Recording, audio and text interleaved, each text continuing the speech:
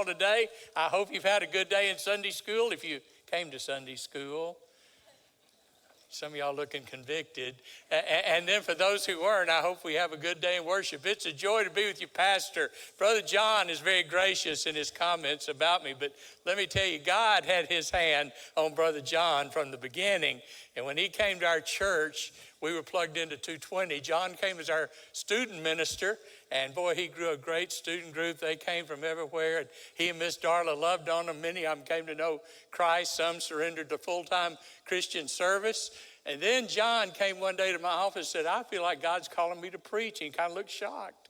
I said, I'm not, John. I believe it. And so there's a struggling church that came open just not long thereafter, and our church would take those churches in and work with them for a year or two or three and relaunch them and watch them go. And so John went to this little church, and I don't remember what Calvary was running. That's what I thought, 30. And that was on Easter Sunday. That wasn't every week. But on Easter, they had 30. John, ministerially speaking, they had 30. But it wasn't a big church. And John went out this little neighborhood. And next thing they knew, they were baptizing and growing and growing. And when he left, they were running a couple of hundred, 250, 300, I don't know, big group. And everywhere he went, he grew a church. And I heard he came to Cypress, and y'all were running 10. And look at you now. It's a miracle. Well, that's what he told me. I don't know. But no, I'm teasing. No, yeah, he came here because y'all knew good preachers when you found them. And John is a great prophet of God, marvelous pastor, soul winner, and he married very well. Miss Darla, you're a great first lady, and we thank you. I send greetings from my missus to you and from my daughter to you. Y'all were really, really close. Well, enough of that. I'm thrilled to be here today. This is a church with a great reputation. You have leaders in Washington. You have leaders locally. You have leaders in schools. You have leaders in business. Y'all are a great church, and today we're going to meet with a great God. I want to ask you a question. I don't mean to be ugly. I'm just gifted. I don't mean to be ugly. But how long has it been since you really saw the Lord? How long has it been since you were in his presence and you were afraid to move and afraid to stay? How long has it been since you really, in your moment with the Lord, you were somewhat shaken? And before you could speak, you found yourself in tears. Because it's obvious I'm not alone in this room.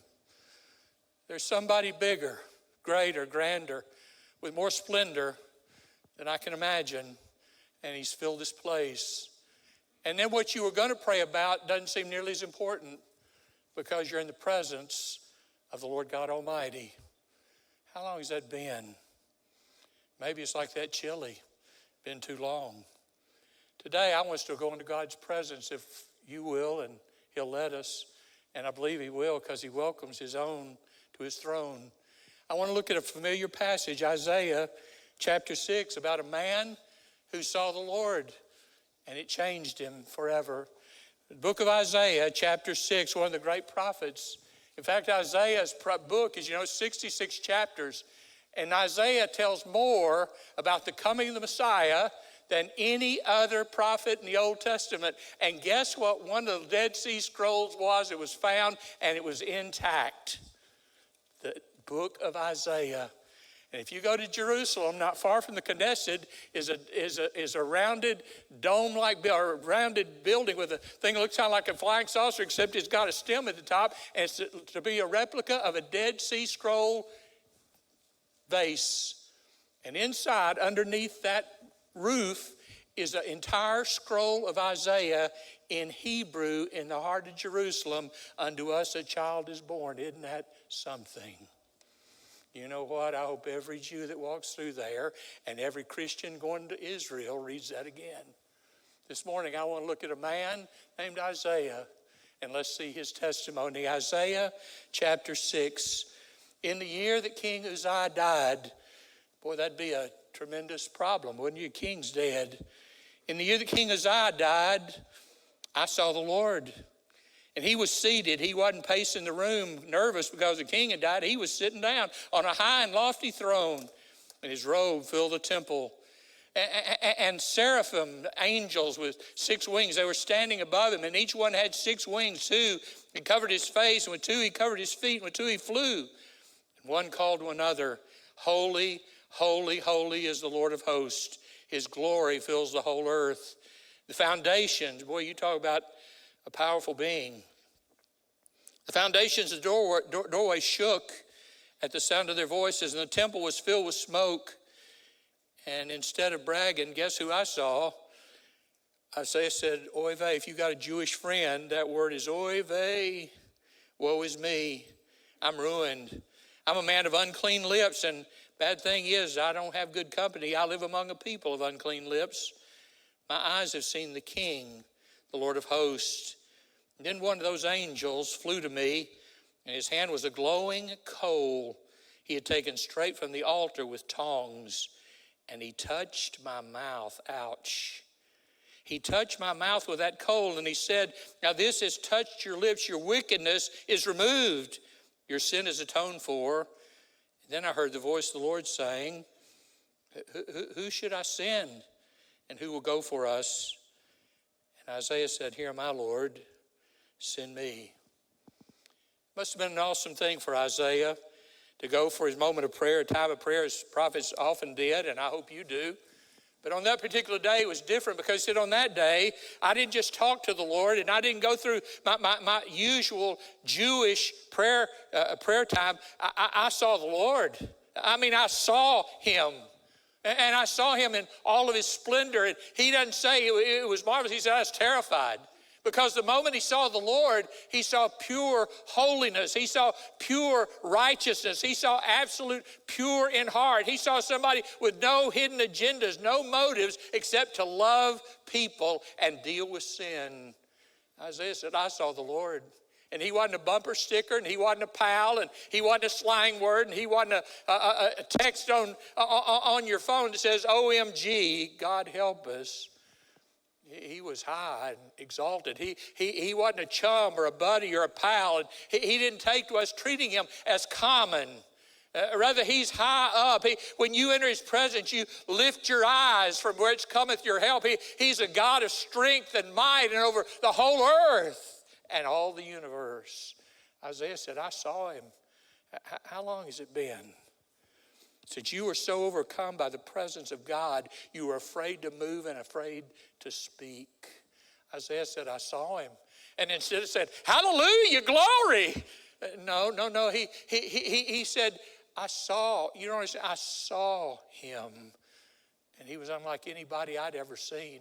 He wasn't just somewhat powerful. He was all powerful. He wasn't kind of wise. He's all wisdom. He's not just sort of glorious. He is glory, glory, holy, holy, holy. Wow. He said, I saw him. And who's the first person he really saw then? Himself. See, if you really come in the presence of God, you're not really aware of who's sitting by you, and you're not really aware of who you spoke to out there or who you hope to see after church or where you're going to lunch. If you really see the Lord, you're overwhelmed. Wait, I've never been in this position. I've never actually seen his glory, and today I'm in his presence. I saw the Lord. And Isaiah is not just some talker. He's a prophet of God, so we know he's telling us the truth. One day we'll see him.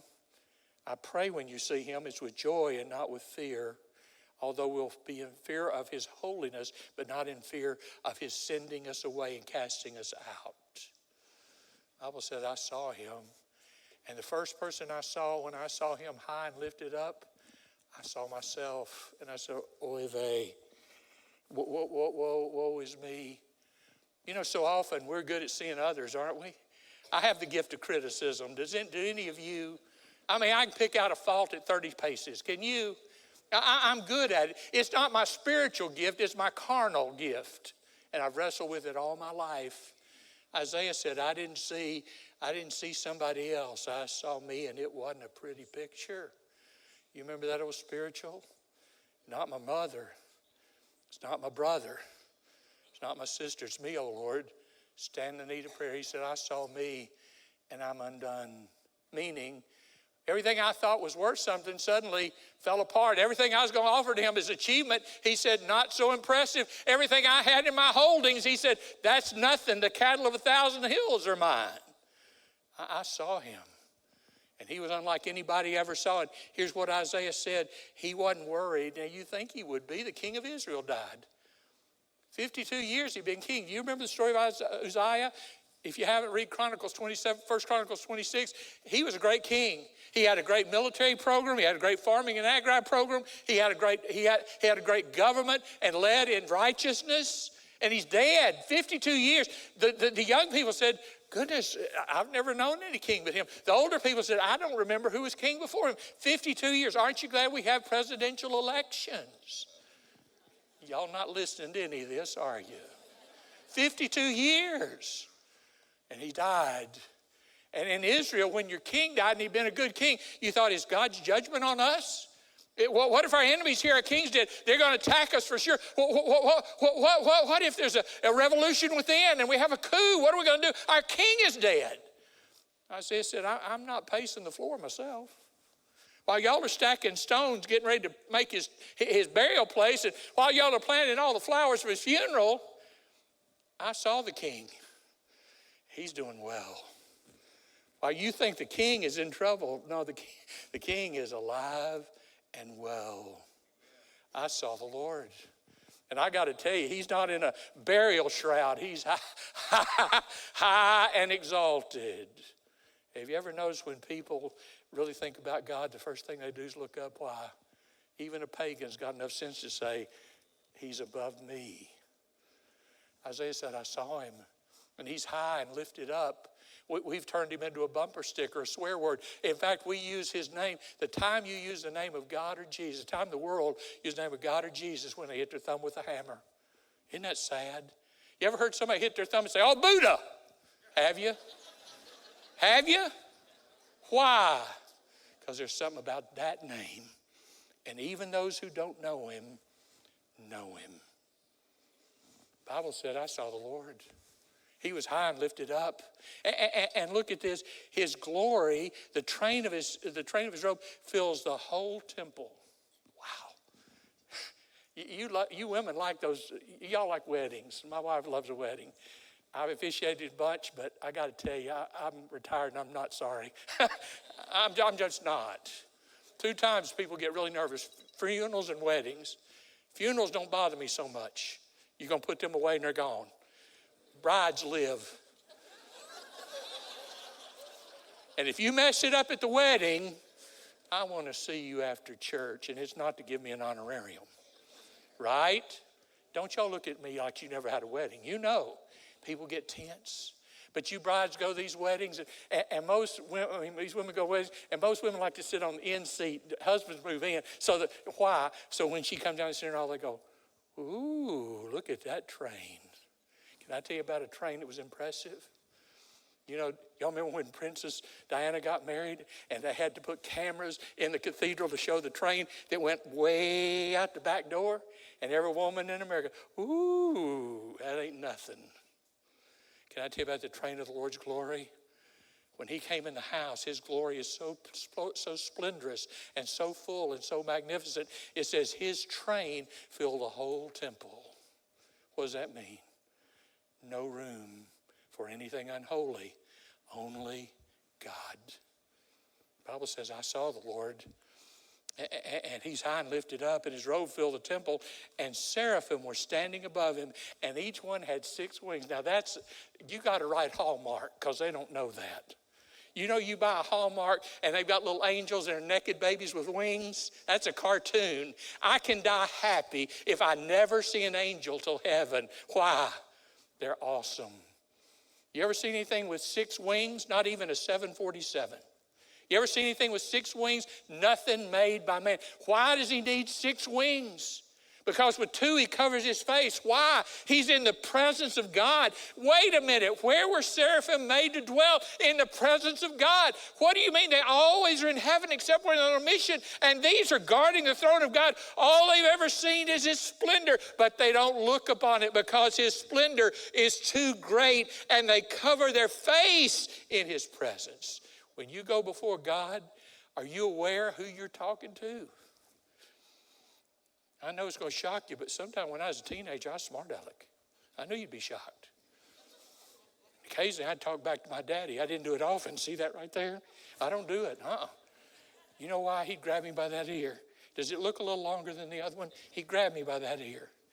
And he'd say, son, Who are you talking to? I didn't have amnesia. I had a bad mouth, right? I saw the Lord, and suddenly I said, woe is me. Why? I'm undone. I have a dirty mouth. Wait a minute, isn't that Isaiah, the prophet of God? Said, I have a dirty mouth. And God spoke to one of those angels. They had 6 wings. 2, they covered their face. 2, they covered their feet. Why? Feet are common. Now, not you ladies. You go and have all those pedicures. My feet look like a science project gone bad. I don't know what's growing on there, but something bad. I used to go to Walmart to the candy counter. Now I go to get corn pads. Aren't those blessed? Whoever invented corn pad did a good thing, right?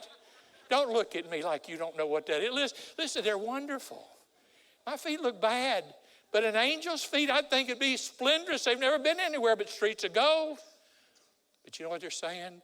Not only can I not look on his glory, I wouldn't dare let anything common show in his presence. Boy, we've come a long way. We've come a long way, haven't we?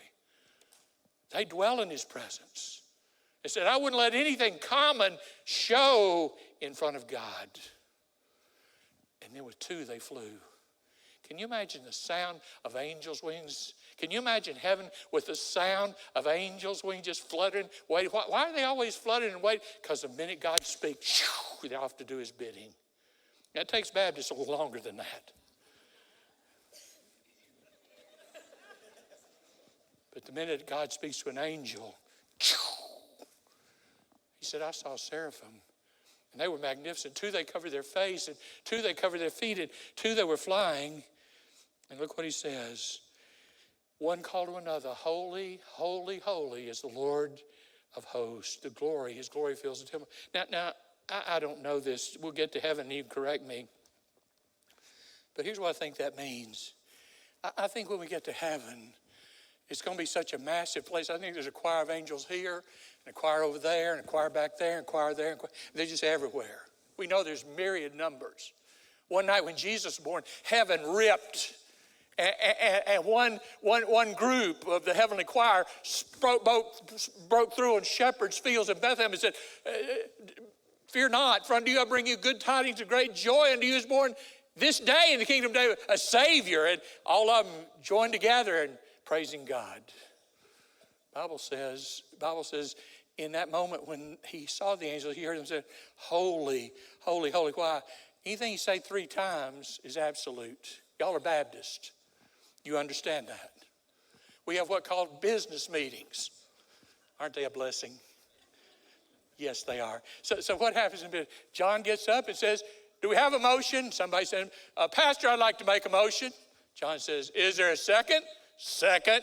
Any discussion? And then, it all breaks loose. And then when that's over, he says, ready to vote? All in favor say aye, aye. Now, what did you just hear? A 3-fold absolute agreement. Somebody made the motion. Somebody agreed. The church votes. It's absolutely so. The angel didn't just say, holy is the Lord, though he could. The angels say, holy, holy, holy. He is absolutely holy. Nothing in him that is not holy. And they chant, holy, holy, holy, day and night, although there's no night there. He said, I saw the Lord, and it was amazing. But here's what happens. He said in verse 4, the foundations of the doorway shook at the sound of their voices, and the temple was filled with smoke. I'm very grateful for John inviting me today, but you got a pretty sorry vessel. I've been a preacher since I was 18, 19, 73. I've never been in a prayer meeting where I felt the foundation shake. I've been to prayer meetings. We've been to revival prayer meetings, deacon prayer meetings, and church staff prayer meetings, and in homes and hospitals. But I never prayed that suddenly I was afraid this place is going to cave in. God is in the house, and there's no structure that can hold his glory. Isaiah said, I prayed, and the foundations, not just the room, the foundations, where was he? In the temple. The foundations shook. And he said, not only that, when the foundation shook, look what else he says. He says, and the temple was filled with smoke. Wow. God's made us where our eyes can see, but our iniquity is such that we are not pure enough to see him in his holiness. Had he not covered those in the temple with the smoke, we would have been consumed. A little while ago, this room was dark, and Brother John doesn't meet with staff every week. Say, now, who's going to go in early and get bags and capture that darkness and get it out of here? You say, preacher, you've been smoking something funny. No. What do you got to do to get darkness out? Just turn on the light. What's wrong with us in America? Where people are walking in darkness, no longer in the light. For where the light of God is, it uncovers everything in its scope. The Bible says, I saw the Lord, and suddenly the place shook, and his glory filled the whole earth, and the foundation shook at the sound of their voices, and it was filled with smoke. And instead, Isaiah said, what a show! What did Isaiah see? He said, man, I saw the Lord. I looked down and said, woe is me. You got a Jewish friend? Oy vey. I'm ruined. Oy vey, I'm done. I can't stand it. Isaiah was a prophet of God. Goodness, I'm no prophet of God. Isaiah's a prophet of God, wrote 66 chapters of the book of the Bible. I'm ruined. What? I'm undone. What? I've seen the Lord, and in his splendor, and in his purity, and his power, and his grace, and his mercy, and his magnificence, and his eternality. I'm done. I'm undone. I'm pitiful.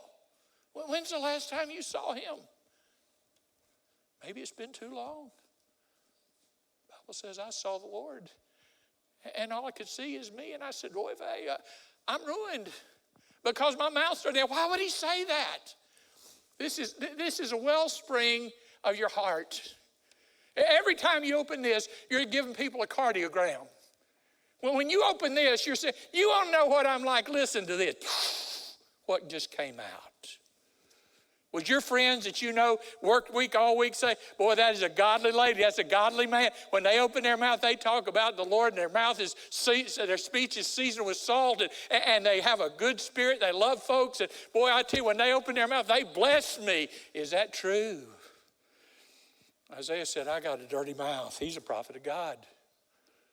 I got a dirty mouth. What? If we had an altar call today and said, now all of you that ever said something you shouldn't, come to the altar, you'd have to say, Pastor, we can't get there. Too many people beat us there. Why? You ever said something you shouldn't? I mean, from Sunday school into church? Did you? How much did it take for your mouth to go dirty? Not long. Isaiah said, I'm in trouble. I've seen absolute purity. I've seen total holiness. And you know what? He didn't start saying, I'm glad to get me a bumper sticker. I saw the Lord. No. He said, I hope I don't die on the spot. Woe is me. How long it's been since you saw the Lord? Woe is me. I'm undone.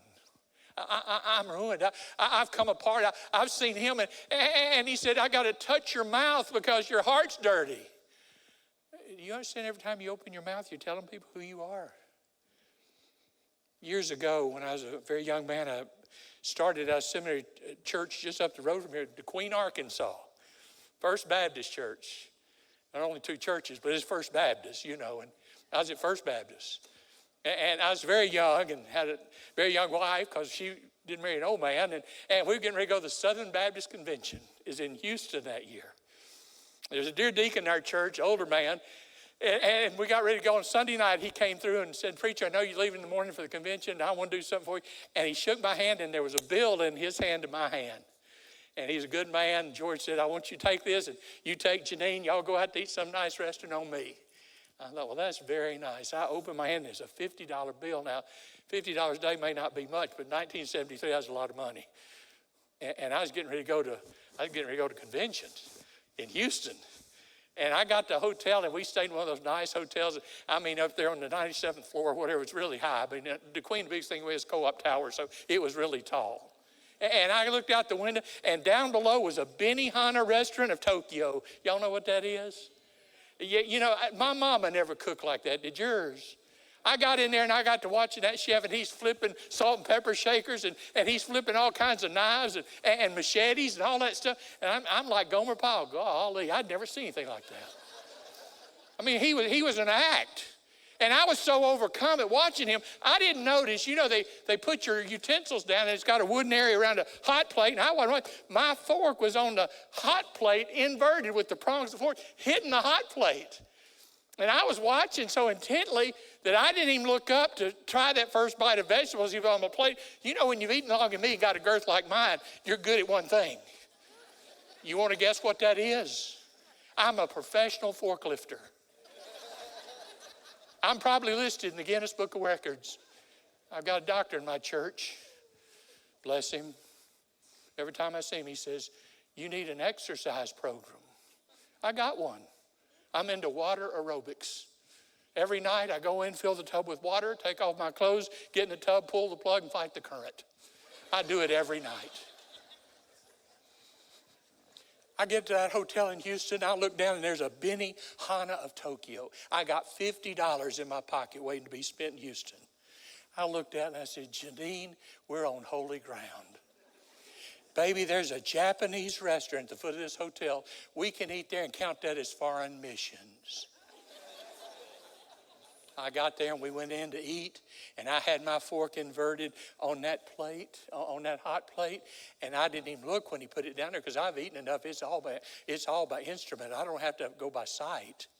And I put my fork in those vegetables, and I'm still watching him, and I rested that fork right there on my bottom lip. There was hand raising and shouting right there. I'm telling you, it became a spiritual meeting.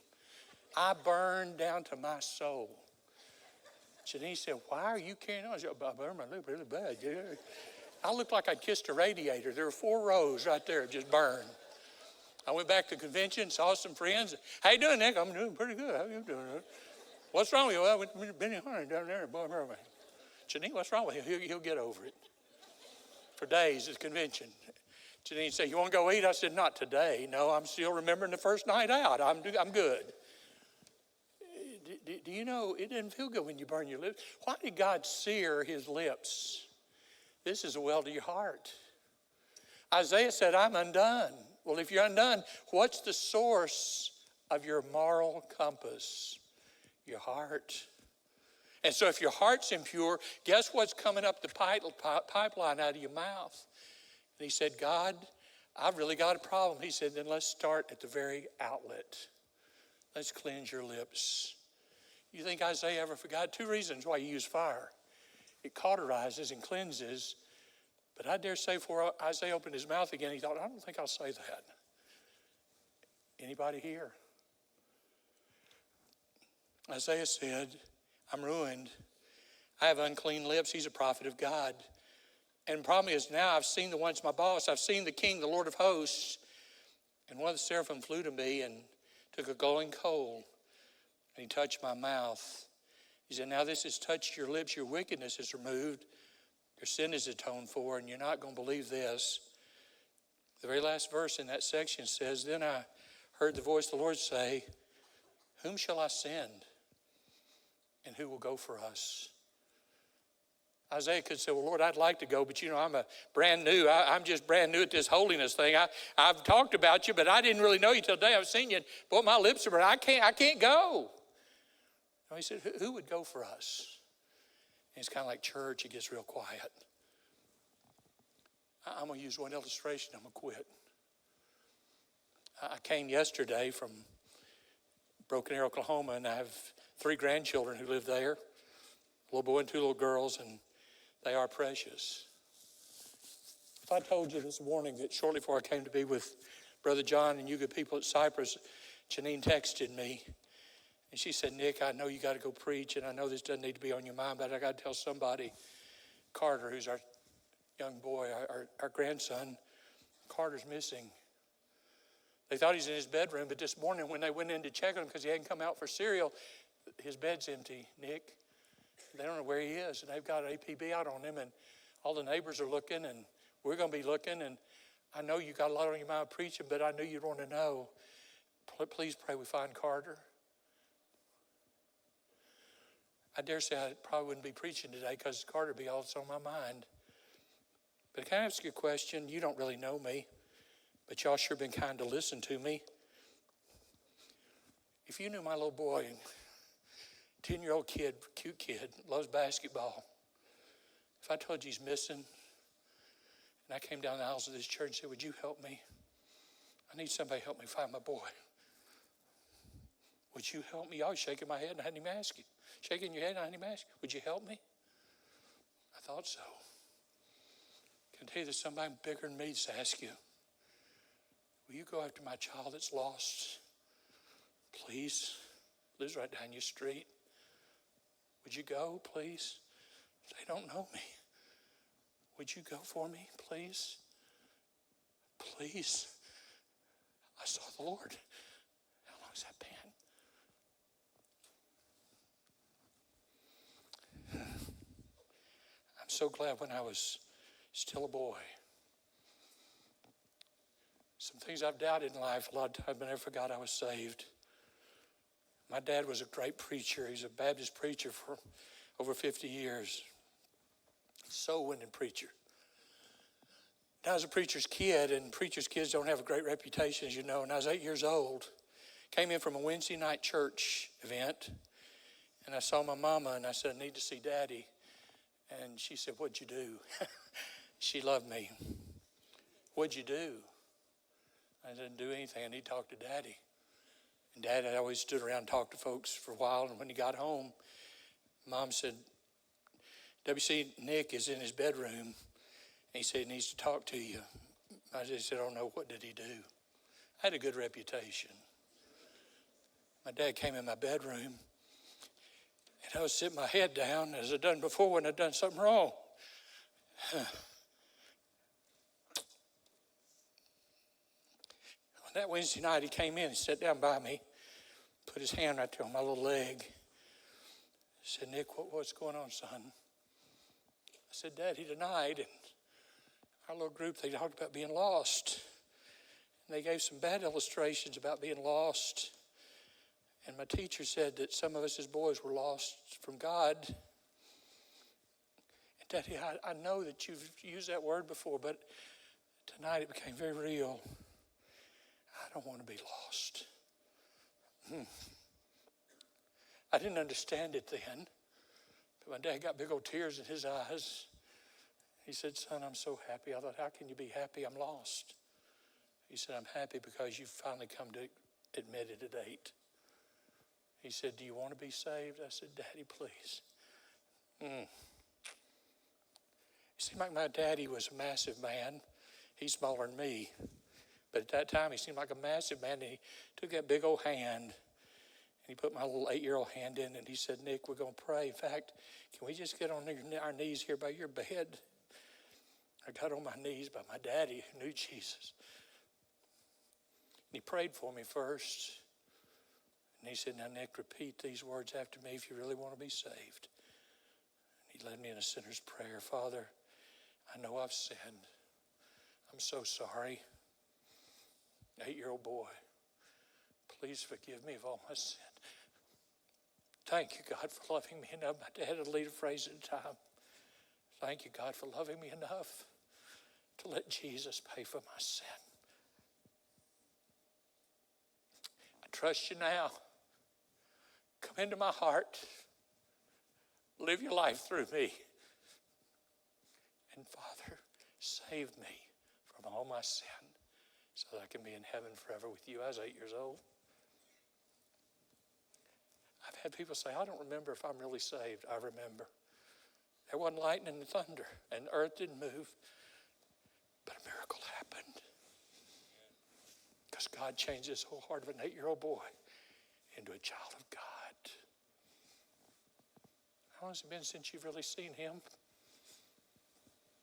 You've been in a prayer meeting lately where the foundation shook? You look at a bad example. I'm 73. I've never been in a prayer meeting where I said, we got to get out of here. This house is going to fall. You've been in a prayer meeting lately where you sensed the nearness of angels and you could feel the flutter of those 6 wings? Me either. How long has it been since you've seen the Lord? You know, today would be a good time. The Bible says, whoever calls on the name of the Lord shall be saved. The Bible says, call on the Lord while he's near. Many of y'all going to be at a restaurant. He's not real close in there, is he? Some of y'all going to be at home. He's not real close in there, is he? Some of y'all come on TV and start watching ball games. He's here. He's here. Somebody here and says, I need him. Guess what? He's waiting on you.